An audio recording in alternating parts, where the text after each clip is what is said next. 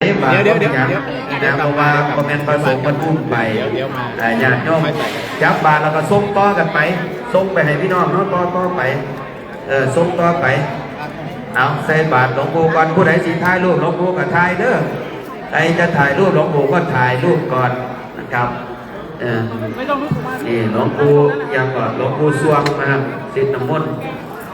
ได้สายาไม่มันจะใส่ครับจิตใจผู้ใดสวงมาโหลดวันน้ำมันเยอะเย็นน้ำมนต์เนี่ยบอกหลวงปู่เงยหนาเนี่ยมันเงยได้ซ้ำนี่ละ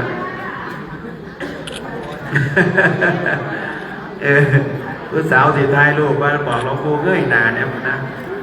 ผู้สาวดุดใหญ่สาวเดือนหน่อยถ่ายรูปหลวงปู่ก่อนนะถ่ายรูปหลวงปู่ก่อนนะครับเราให้เวลา3 นาทีนั่นกันเสียขาวสิเปียกหลายก็มูนะผมประกาศไปตรงนี้แหละครับเสียขาวสิเปียกหลายจังหน่อยองค์นี้มันสิ้นไปจะเสียขาวเอาถ่ายรูปหลวงปู่ให้เวลา3 นาทีเด้อ VIP เราเพราะว่าเดี๋ยวจะได้กราบลาพระรัตนตรัยพร้อมกันแล้วส่งหลวงปู่เข้าพักหลังจากเรากราบลาพระรัตนตรัยเสร็จหลวงปู่ก็จะโยนพวงมาลัยเพื่อให้เป็นขวัญกำลังใจเพื่อให้กำลังใจพวกเรานะครับท่านโยนเพื่อให้กำลังใจนะอย่าได้คิดเป็นอย่างอื่นเด้ออย่าได้คิดว่าโอ้ยหลวงปู่ก็บ่แจกเอาเนาะมันแจกพ่อกันน้องก็นี่หลายโบสถ์ลูกศิษย์นะก็เลยต้องโยนให้เพื่อเป็นกำลังใจเนาะถ้าถ่ายรูปเสร็จแล้วนั่งลงนะเดี๋ยวเรากราบลาพระรัตนตรัยไปพร้อมๆกันนะครับอะระหังสัมมาสัมพุทโธภควาพุทธังภวันตังอภิวาเทมิสวากขาโตภควตาธัมโมธัมมังนามัสสามิสุปฏิปันโนภควโตสาวกสังโฆสังฆังนามามิ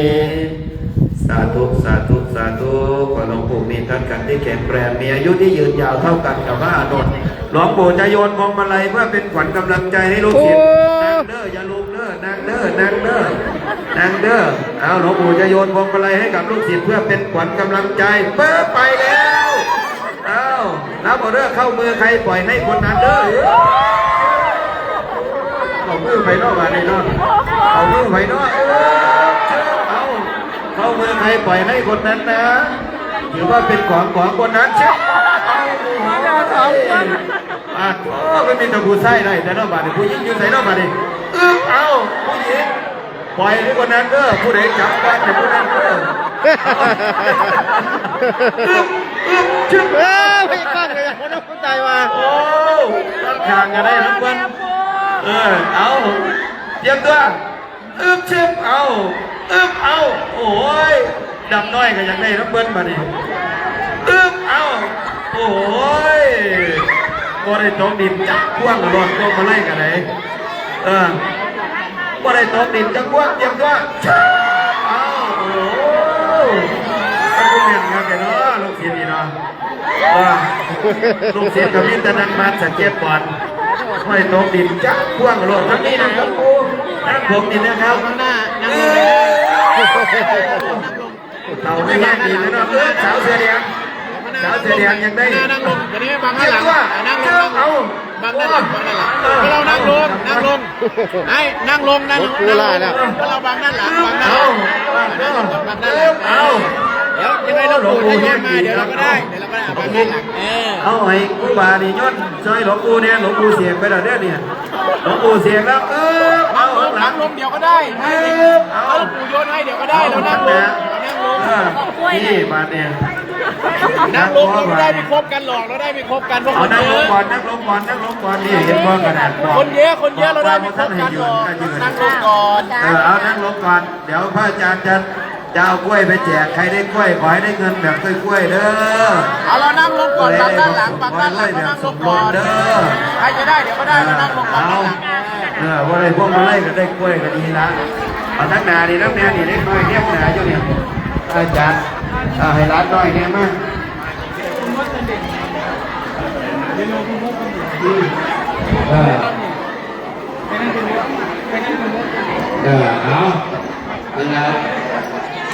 เอานี่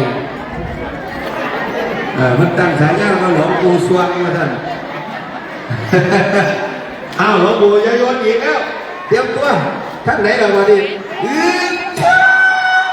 โอ้ยวันนี้ตกดินจักอันนรอดเอาลูกศิษย์หลวงปู่ซะไม่มีตะปูเก่งๆกันว่าเดี๋ยวลงดินจักพ่วงหมดเอาโยนให้หมดเลยนะครับแจกไปน้ำแจกผู้เฒ่าไปน้ำแม่หนึ่งแม่รถถึงน้ำไร่แยกก็ดีนี่สาวเสียแดงผู้สาวเหลือหน่อยเพิ่นว่าผู้สาวเหลือหน่อยเพราะเป็นอย่างใครไม่ได้ไม่เป็นไรนะใครไม่ได้ไม่เป็นไรถือว่าเราได้เขาได้บุญเนี่ยเขาสละให้ผู้อื่นเนี่ยเขาได้บุญ2 ตัวเนี่ยเขาได้บุญนั่งลงนะหลวงปู่จะลุกยืนแล้วนั่งลงก่อนนั่งลงก่อนนั่งลงก่อนถ่ายรูปหลวงปู่เด้อใครจะถ่ายรูปหลวงปู่ก็ถ่ายเด้อนะหลวงปู่ท่านจะเมตตาเจิม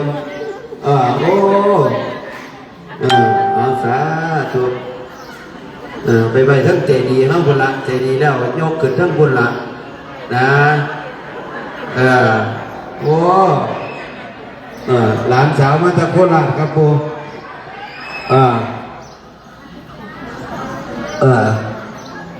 เอาเศรษฐีสาธุดังๆพร้อมกัน3 ครั้งดังๆตังเยอะๆสาธุลูกหลานเบิดดีเบิดสินลำๆไปด้วยนะปูเด้อขอให้ย่อๆยิงๆเฮ็ดหน่อยๆให้ได้หลายๆเงินไหลน้อมท่อมไหลมานะครับขอให้ร่ำให้รวยให้ได้มาสั่งวัดว่าอารามสั่งศาสนาซอยหลวงปู่นะครับลูกหลานโชคดีร่ำรวยสุขุสุขคนเด้อเมื่อนี้เด้อนะครับเดี๋ยวหลวงปู่เข้าพักก่อนนะครับเนาะเวลา 11:30 นาทีก็จะเป็นการถวายภัตตาหารเพลนะครับให้กับหลวงปู่นะครับวันนี้ขอให้พี่น้องโชคดีและที่สำคัญ